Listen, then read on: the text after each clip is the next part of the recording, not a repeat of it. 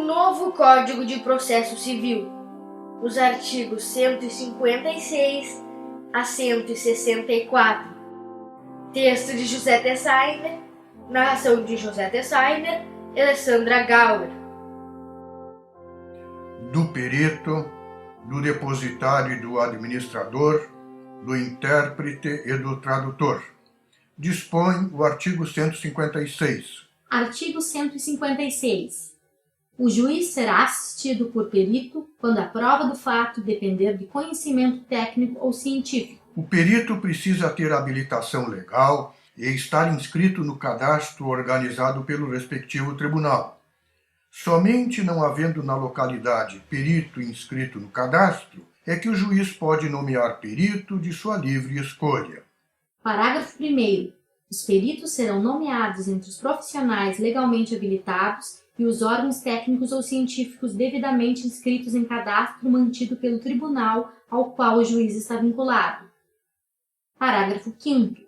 Na localidade onde não houver inscrito no cadastro disponibilizado pelo tribunal, a nomeação do perito é de livre escolha pelo juiz e deverá recair sobre profissional ou órgão técnico ou científico comprovadamente detentor do conhecimento necessário à realização da perícia. Os parágrafos 2º e 3º do artigo 156 dispõem sobre a formação do cadastro de peritos. Parágrafo 2º. Para a formação do cadastro, os tribunais devem realizar consulta pública por meio de divulgação na rede mundial de computadores ou em jornais de grande circulação, além de consulta direta a universidades, a conselhos de classe, ao Ministério Público, à Defensoria Pública e a órgãos advogados do Brasil, para a indicação de profissionais ou de órgãos técnicos interessados. Parágrafo 3º. Os tribunais realizarão avaliações e reavaliações periódicas para a manutenção do cadastro, considerando a formação profissional, a atualização do conhecimento e a experiência dos peritos interessados. Além do cadastro, dispõe o Código sobre uma lista de peritos em cada vara ou secretaria para fins de distribuição equitativa.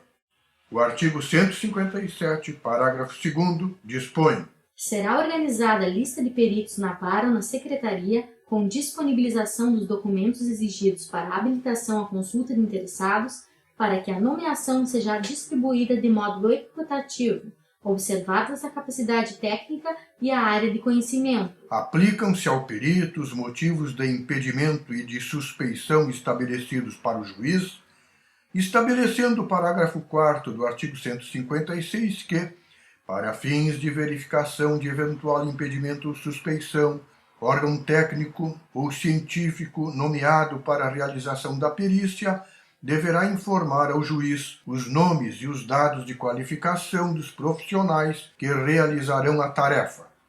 A recusa do perito faz-se na forma estabelecida nos parágrafos do artigo 148. O artigo 157 trata da escusa do perito. Artigo 157. O perito tem o dever de cumprir o ofício no prazo que lhe designar o juiz, empregando toda a sua diligência, podendo excusar-se do encargo, alegando motivo legítimo. Parágrafo 1º.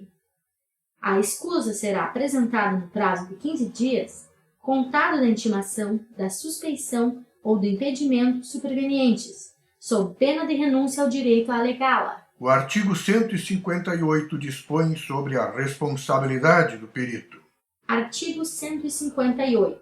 O perito que, por dolo ou culpa, prestar informações inverídicas, responderá pelos prejuízos que causar a parte e ficará inabilitado para atuar em outras perícias no prazo de 2 a 5 anos, independentemente das demais sanções previstas em lei, devendo o juiz comunicar o fato ao respectivo órgão de classe, para a adoção das medidas que entender cabíveis. Os artigos 159, 160 e 161 tratam, respectivamente, das atribuições, da remuneração e da responsabilidade do depositário ou administrador.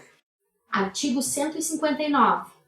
A guarda e a conservação de bens penhorados, arrestados, sequestrados ou arrecadados serão confiadas a depositário ou a administrador, não dispondo a lei de outro modo. Artigo 160. Por seu trabalho, o depositário ou administrador perceberá a remuneração que o juiz fixará levando em conta a situação dos bens, ao tempo do serviço e as dificuldades de sua execução. Parágrafo único. O juiz poderá nomear um ou mais prepostos por indicação do depositário ou do administrador. Artigo 161. O depositário ou administrador responde pelos prejuízos que, por dolo ou culpa, causar a parte, perdendo a remuneração que lhe foi arbitrada, mas tem o direito a haver o que legitimamente despendeu no exercício do encargo. Parágrafo único. O depositário infiel responde civilmente pelos prejuízos causados, sem prejuízo de sua responsabilidade penal e da imposição de sanção por ato atentatório à dignidade da justiça. Quantias em dinheiro, papéis de crédito, pedras e metais preciosos são preferencialmente depositados no Banco do Brasil, na Caixa Econômica Federal, em banco estatal ou, não os havendo, em outra instituição de crédito. É o que dispõe o artigo 840. O artigo 162 trata da atividade processual do intérprete ou tradutor. Artigo 162. O juiz nomeará intérprete ou tradutor quando necessário para 1. Traduzir documento redigido em língua estrangeira. 2. Verter para o português as declarações das partes e das testemunhas que não conhecerem o idioma nacional. 3. Realizar a interpretação simultânea dos depoimentos das partes e testemunhas com deficiência auditiva que se comuniquem por meio da língua brasileira de sinais ou equivalente quando assim for solicitado. O artigo 163 enumera as pessoas que não podem exercer no processo a atividade de intérprete ou tradutor. Artigo 163. Não pode ser intérprete ou tradutor quem 1. Não tiver a livre administração de seus bens. 2. For arrolado como testemunha ou atuar como perito no processo. 3. Estiver inabilitado para o exercício da profissão por sentença penal condenatória enquanto durarem seus efeitos. O intérprete ou tradutor pode ser recusado pelas partes na forma prescrita nos parágrafos do artigo 148. O artigo 164 declara que o intérprete ou tradutor nomeado pelo juiz tem o dever de exercer a atividade que lhe foi cometida, tanto quanto o perito, podendo excusar-se nos casos legais e respondendo pelos prejuízos que causar a parte se prestar informações inverídicas. Aqui termina este episódio. Até o próximo!